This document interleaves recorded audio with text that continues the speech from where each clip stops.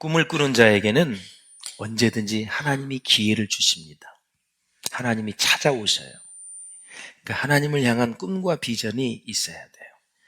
역사는 사람을 중심으로 움직이는 것이 아니라 하나님 중심으로 움직인다. 믿으십니까, 여러분? 역사는 하나님이 만드시고 하나님의 사람들을 움직여서 만드는 거예요.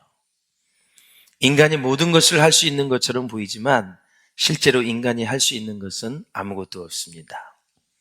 인간의 마지막, 인간의 결국은 무엇일까요? 바로 죽음이기 때문에 인간은 할 수 있는 것이 없어요. 죽는 것 외에는 인간이 할 수 있는 것이 없기 때문에 우리는 하나님을 의지하며 살 수밖에 없죠. 잠언서를 한번 같이 보실까요? 시작. 마음의 경영은 사람에게 있어도 말의 응답은 여호와께로부터 나오느니라. 아멘. 사람이 계획은 해요. 그 계획을 이루시는 분이 하나님 아버지다. 말의 응답이 다 여호와께로부터 난다. 우리는 이런 성경적인 역사 철학을 분명하게 가지고 있어야 돼요. 분명하게 가지고 있어요. 역사는 하나님을 중심으로 움직이는 것을 아셔야 됩니다.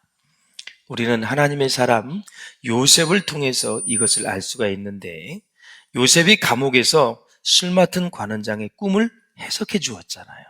그렇죠? 그래서 복직이 됐습니다. 3일 만에 감옥에서 나가게 되었는데, 그렇지만 그는 무려 2년 동안 요셉을 잊어버렸습니다. 성경에는 2년 동안에 아무 기록이 없어요. 요셉이 무엇을 했는지, 속상해 했는지, 아파했는지, 무슨 경영 수업을 했는지 아무것도 없어요. 침묵하고 있습니다. 그냥 2년이 지난 거예요. 자, 2년 동안 도대체 요셉은 무엇을 했을까? 아마 요셉의 인생에 있어서 가장 길게 느껴졌을 것입니다. 그렇습니다. 우리는 인생을 살아가면서 어떨 때는 의미 없어 보이는 기나긴 고난의 시간을 맞이할 때가 있어요. 이 고난이 언제 끝나지? 시간이 아깝다는 생각이 되어집니다. 나는 이렇게 의미 없이 인생을 살아가나? 정말 어떡하지? 시간은 자꾸 가고 조급함이 와요. 사랑하는 여러분, 고난의 시간이 왜 고난인지 아십니까? 그거는 바로 의미를 찾지 못했기 때문에 고난입니다. 내가 힘들고 어려워도 시련을 당해도 그 의미를 찾으면 그것은 더 이상 고난이 아닙니다. 고난을 통해 우리는 주의 율례를 배우리잖아요. 그렇죠? 고난 뒤에 숨어있는 축복이 얼마나 큽니까? 그래서 고난의 의미를 알고 고난의 시기를 지나면 그것은 더 이상 고난이 될 수가 없다. 일상생활 가운데 있는 고난은 때로는 그 의미를 찾기가 어렵습니다. 아무 일도 벌어지지 않는 것 같고 그냥 의미 없이 시간만 흘러가는 것 같습니다. 하지만 과연 진짜 그런지 다시 한번 우리는 생각해 보아야 돼요. 우리가 생각하기에는 무의미해 보이지만 여러분 어때요? 모든 시간은 다 의미가 있습니다. 그래서 요셉에게 있어서 고난은 아주 큰 유익이었다. 그 요셉의 믿음이 정금 같은 믿음으로 성장했기 때문에 요셉의 고난은 돈을 주고도 살 수가 없었다. 우리가 인생에게 다가오는 고난을 제대로 다룰 줄만 안다면 고난만큼 인생의 유익을 갖다 주는 것도 없다라는 거죠. 우리 야고보서 한번 같이 읽어보실까요? 시작. 이는 너희 믿음의 시련이 인내를 만들어내는 줄 너희가 알미라. 인내를 온전히 이루라. 이는 너희로 온전하고 구비하여 조금도 부족함이 없게 하려 함이라. 아멘. 일단 고난이 오면 참아내야 돼요. 인내하셔야 돼요. 부질없이 말을 하지 마시고요. 원망하지 마시고 불평하지 마시고 일단 인내를 하셔야 돼요. 이 시간만큼은 내가 하나님의 시간으로 만들 거다. 고난의 시간은 왜 고난의 시간이냐? 나 혼자 있다고 생각하면 고난이에요. 하나님이 나와 함께 한다면 그 시간은 하나님의 시간이 되는 거예요. 그러니까 실력 있는 사람은 나의 시간을 하나님의 시간으로 바꾸는 거예요. 하나님의 시간을 하나님이 일하시는 거거든요. 하나님의 지혜와 능력을 주시는 시간이거든요. 그러니까 이길 수가 있지요. 왜 고독하다고 얘기해요? 왜 외롭다고 얘기해요? 나 혼자라고 생각하니까. 왜 내가 왕따라고 생각해요? 나 혼자라고 생각하니까. 성삼위 하나님께서 우리와 함께 하십니다. 언제까지? 세상 끝날까지. 1, 2년이 아니라 10년, 20년이 아니라 이 세상 지구의 종말이 올 때까지 하나님은 우리를 사랑하셔서 우리를 떠나지 않겠다고 말씀하셨어요.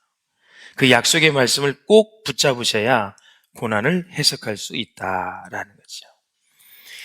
사람은 언제 성숙해지냐면 역경과 고난을 통과할 때, 그때 성숙해지는 것 수도 없이 많이 들었을 거예요. 사실 고난은 오랜 기다림 가운데 자기 속에서 무엇이 믿음이 내면화되는 과정입니다. 힘들고 어려워요. 그러면 막 하나님이 어떻게 역사해 주시지 기도하고 또 금식도 하고 또 말씀을 부여잡고 막 나가는 과정 속에서 내 안에서 믿음이 내면화된다. 내면화된다는 것은 믿음이 커간다. 믿음이 자란다. 내 상황을 이길 만한 믿음이 내게 오는 거예요. 그 믿음은 뭐냐면 하나님을 믿는 것이기 때문에 하나님으로 인해서 내가 고난을 뛰어넘는 거지요. 할렐루야. 그게 이제 믿음이거든요. 여러분, 시험은 무조건 이기셔야 돼요. 말할 것 없어요. 무조건 이기셔야 마귀가 틈을 타지 않는 거예요. 요셉이 감옥에서 2년 보너스 감옥살이를 했잖아요. 왜? 술 맡은 간원장이 자기가 감옥에서 나가면 다 빼준다고 얘기해놓고 2년을 잊었잖아요. 그래서 저는 말씀을 설교를 준비하면서 묵상해 봤어요. 얼마나 욥이 힘들었을까. 예. 계속 여러분 설상가상으로 고난이 계속 겹치면 나 왜 이러지? 정말 내가 뭘 잘못했지?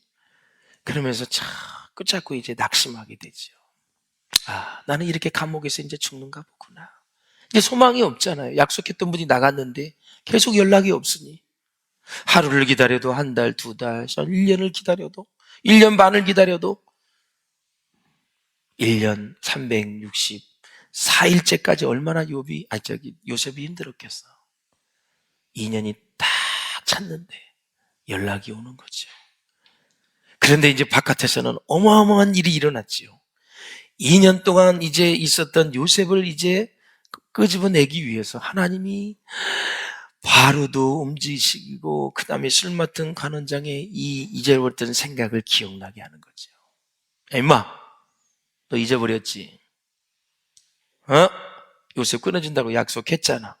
깜짝 놀라는 거예요. 바로에겐 꿈을 꾸게 하시고 번뇌하게 하시고. 애굽의 그때 요술사들이 거의 5천에서 10,000명이래요. 그런데 하나도 해석을 못합니다. 너무나 간단하죠. 7년, 6년 이건데 그냥 다른 거를 해도 지나봐야 아느니까. 그런데 하나님이 또 이 요술사들의 입을 다 틀어막고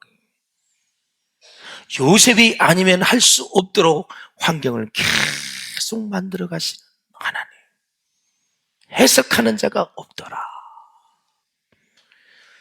그래서 저는 이 2년의 세월에 많은 요셉을 한번 묵상해 봤어요. 이 2년 동안 있었던 감옥은 하이클래스들, 그 당시에 다 고위직에 있는 사람이 들어간 감옥이었거든요. 거기서 저는 경영 수업을 많이 받았다고 생각을 해요. 두 번째, 어느 학자는 인간관계 훈련을 많이 받았을 것이다. 그래서 요셉의 인생은 정말 경영에 탁월한 사람이거든요. 예. 성령이 충만하고 믿음이 충만하고 인내할 줄 알고 실력을 연마하면서 오직 하나님을 내세우는 요셉이 바로 앞에 나갔을 때, 야, 내가 참 이상한 꿈을 꿨는데 쭉 얘기합니다. 예. 그래서 7년은 풍년입니다. 7년은 흉년입니다. 풍년 때 이 7년에 1년에 5분의 1씩 농산물을 저장해서 흉년 때에 그것을 대비하십시오. 꿈을 해석하는 것뿐만이 아니라 대안을 제시했던 요셉입니다.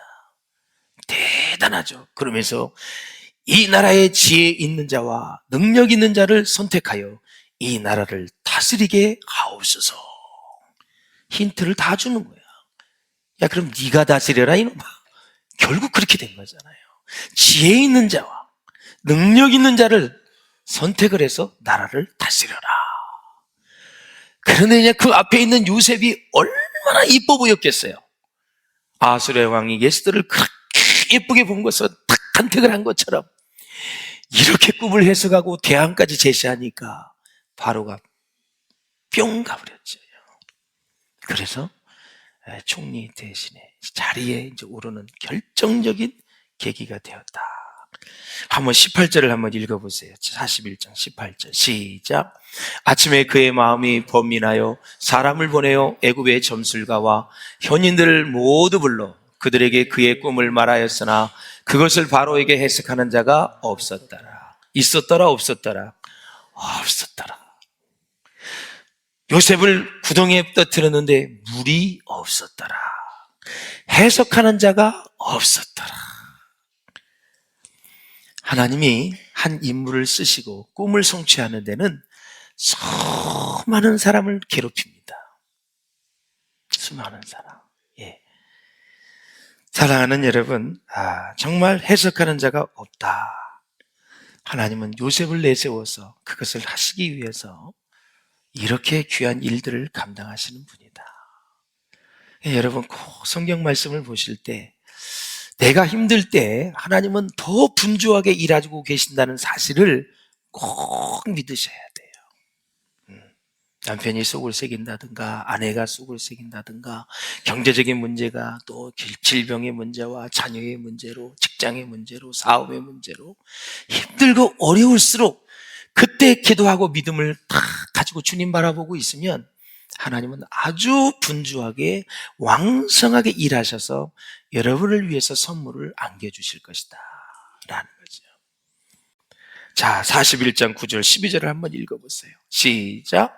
술 맡은 간원장이 바로에게 말하여 이르되 내가 오늘 내 죄를 기억하나이다. 여러분, 예, 시작. 그곳에 친위대장의 종된 히브리 청년이 우리와 함께 있기로 우리가 그에게 말하며 그가 우리의 꿈을 풀되 그 꿈대로 각 사람에게 해석하더니. 아멘.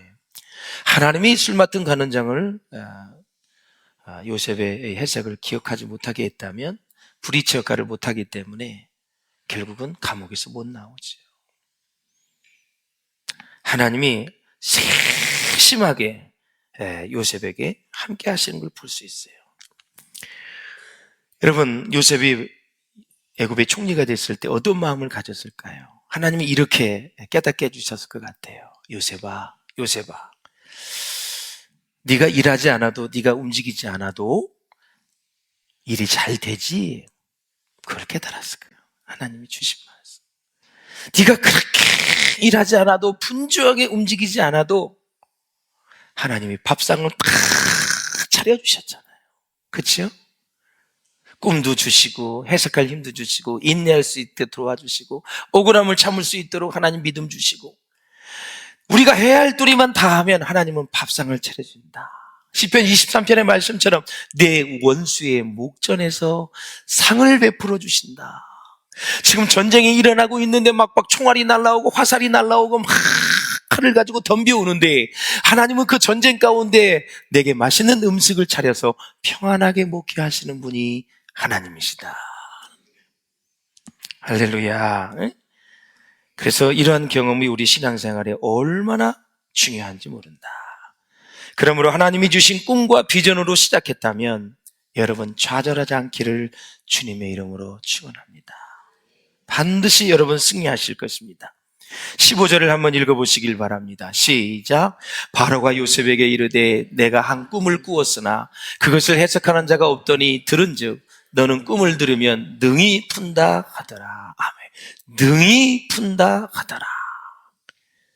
야, 얼마나 행복하게 때가 온 거예요. 그래서 실력을 키워야 될 사람, 그 실력은 신앙생활은 성령 충만이에요. 성령 충만의 지혜와 능력과 권세가 있어요. 16절을 한번 읽어보세요. 시작. 요셉이 바로에게 대답하여 이르되 내가 아니라 하나님께서 바로에게 편안한 대답을 하시리. 이 기가 막힌 대답을 하잖아요. 내가 아니라 하나님께서 바로에게 편안한 대답을 하시리이다. 이렇게 성령이 충만하고 믿음이 충만한 여유가 있습니다, 여러분. 하나님께서 바로에게 그 번민했던 꿈이 이제는 편안하게 응답이 될 것입니다. 해석이 될 것입니다. 제가 아니라 하나님이십니다. 하나님이 하실 것입니다. 하나님이 평안한 대답을 하실 것이니 하나님만 바라보십시오. 바로 앞에 가서는 하나님 얘기만 했어요. 이렇게 요셉이 하나님을 높이니 하나님이 요셉을 높여주지 않겠어요, 여러분? 할렐루야. 우리 하나님을 높이며 삽시다. 어디를 가나 예수님만 높입시다. 나는 온데간데 없고 예수님의 피만, 예수님의 은혜만, 우리를 구원해 주신 주님의 사랑만 높이는 우리의 삶이 될 수 있기를 주님의 이름으로 축원을 드립니다. 이렇게 높였어요. 예. 그러니까 하나님께서 얼마나 요셉에게 놀라운 축복을 주시겠어요. 그래서 사랑하는 여러분, 즐거워하는 자들로 함께 즐거워하고 우는 자들로 함께 울어갈 수 있는 우리의 인생, 참 그렇게 됐으면 좋겠어요. 제가 이제 직장 생활에도 보면은 사람들이 연말에 뭐 승진하고 합격하고 막 그러면 막 축하를 해야 될 텐데 그렇지 못하는 경우가 참 많이 있어요. 특별히 이제 경쟁 라이벌 구도에 있는 사람들은 그걸 잘 못해요. 우리 크리스찬들은 그렇게 하면 안 돼요. 직장 생활에서 누군가가 승진을 하고 좋은 일이 생기면 따뜻하게 축복을 해주셔야 돼요. 진심을 모아서. 할렐루야. 왜 그런지 아세요? 그 복이 다 내게 오는 거예요, 나중에. 예? 잊어서는 안 돼요. 자, 빌립보서에 보면은 이런 말씀이 있어요. 내가 비천에 처할 줄도 알고 풍부에 처할 줄도 알아 모든 일 곧 배부름과 배고픔과 풍부와 궁핍에도 처할 줄 아는 일체의 비결을 배우느라. 풍부에 처할 줄도 아는 게 능력이고요. 비천에 처할 줄도 아는 게 능력이에요. 근데 우리는 어려운 일로 장래가 나고 이런 거는 잘해. 근데 좋은 일이 일어났을 때는 잘 못하는 경우가 많이 있어요.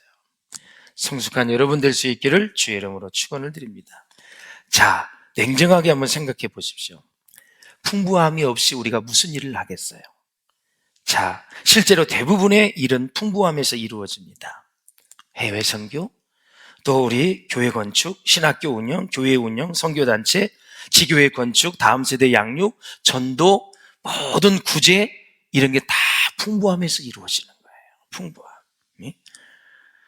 근데 풍부에 처할 줄 아는 것에 대해서 사람들이 의외로 공격을 참 많이 합니다.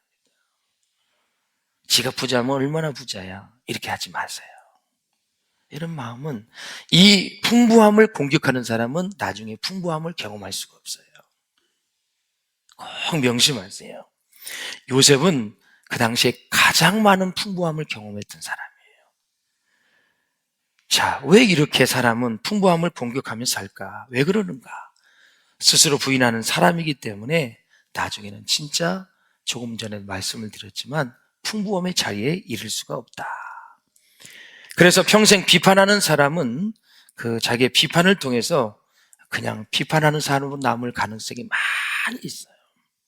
비단 풍부함뿐만이 아니라 모든 인생에 있어서 남을 축복하고 격려하고 인정하고 세워줄 수 있는 저와 여러분 될 수 있기를 주님의 이름으로 축원을 드립니다. 할렐루야. 자, 사랑하는 여러분, 잘 들으세요. 사람은 믿음을 통해, 말씀을 통해 치유함도 받아요. 기도를 통해서도 치유함 받아요. 요셉은 풍부함을 통해서 치유함 받은 사람이에요. 풍부함을 통해서. 그래서 사랑하는 여러분, 풍부의 능력으로 많은 치유를 받은 사람이 요셉이에요. 그래서 하나님께서 주시는 풍부와 복을 통해서도 치유가 가능하다. 엘리야가 여러분 영적 침체에 빠졌어요. 그걸 어떻게 일으킵니다? 하나님이 먹을 것을 공급합니다. 쉼을 주시죠. 천사를 통해서 안식을 누리게 해요. 회복이 되어집니다. 풍부함을 잘 누르는 것도 진짜 능력이에요. 그래서 사랑하는 여러분, 우리가 풍부할 때 이제 빈곤이 올 때를 잘 대비해야 돼요. 풍부함은 영원하지 않습니다. 민족도 그래요. 나라도. 경제학자들이, 그래서 크리스찬 경제학들이 중요한 이유가 뭐냐면 반드시 사이클이에요.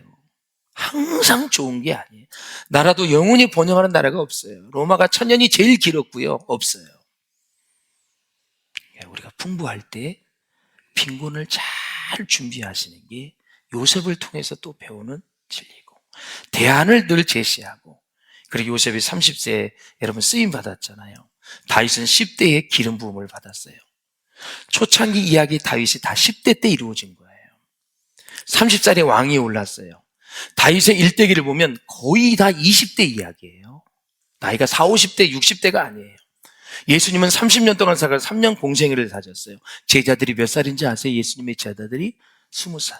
사도 요한이 가장 어렸다 그래요. 그래서 예수님의 운동은 젊은이 운동이에요. 다니엘이 몇 살 때 총리에 오른지 아세요? 10대 때 올랐어요, 여러분. 40, 50대에 오른 게 아니에요. 요시아는 8세 때 왕이 됐어요. 종교교육을 했습니다. 초등학교 1학년이에요. 마리아는 10대 후반에 성령으로 예수를 잉태했습니다. 설교의 황태자 누구래? 찰스 스펄전이 있습니다. 이 사람은 20세에 설교를 시작했어요. 런던에 예배당을 크게 지었는데 30대에는 예배당이 꽉 차서 눈이 오는 날은 눈을 맞으면서 줄을 서서 들어왔던가. 찰스 스펄전이에요. 20대 때 다 이루어진 일이에요.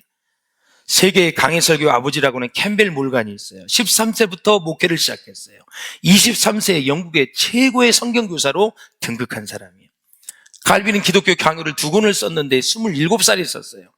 사랑하는 여러분, 하나님은 나이에 관계없이 우리를 쓰신다. 누구를? 준비되면 쓰시는 것입니다. 할렐루야. 작은 일에 성실하고 요셉처럼 충성을 다하는 거예요. 그래서 인생의 분노와 억울함, 상처, 그러니까 다 버리고 가야 됩니다. 마귀는 할 수만 있으면 나쁜 것을 가슴에 품게 만듭니다. 마귀는 밤새도록 분을 품고 잠도 이루지 말라고 속삭입니다, 여러분. 요셉은 다 상처투성이었었어요. 요셉이 결혼해서 아들을 낳았어요. 므낫세 첫째 아들이. 뜻이 다 잊어버렸다. 상처와 억울함 다 잊어버렸다. 둘째 아들이 에브라임입니다. 번성하게 하셨다. 자식을 낳고 자기의 신앙 고백을 하나님 앞에 드렸던 사람이 요셉이었다. 그래서 요셉을 통해서 배우는 영성이 있습니다. 3가지 단계가 있어요. 먼저 비웠습니다. 분노, 억울함, 상처를 비웠고, 채웠습니다. 감사의 찬송으로 채웠고, 요셉은 풍년을 가지고 전 세계 모든 민족 가운데 풍성함을 다 나누었고, 자기 형제들에게도 나누었고, 아버지를 극진하게 모셨던 초성이 깊은 그러한 요셉. 신앙도 좋고 믿음도 좋고, 그리고 나눌 줄 아는 비움, 채움, 나눔의 영성의 3가지를 가지고 있던 사람이 바로 요셉이었다. 사랑하는 여러분, 어떤 때가 되든지 준비된 자는 하나님 앞에 쓰임을 받습니다. 여러분의 인생 가운데 영성과 실력과 인품을 잘 갖추셔서 직장에서나 사업장이나 학교나 가정이나 교회에서나 어디서든지 여러분 요셉처럼 하나님이 쓰시는 귀한 사람들이 될 수 있기를 주의 이름으로 축원합니다.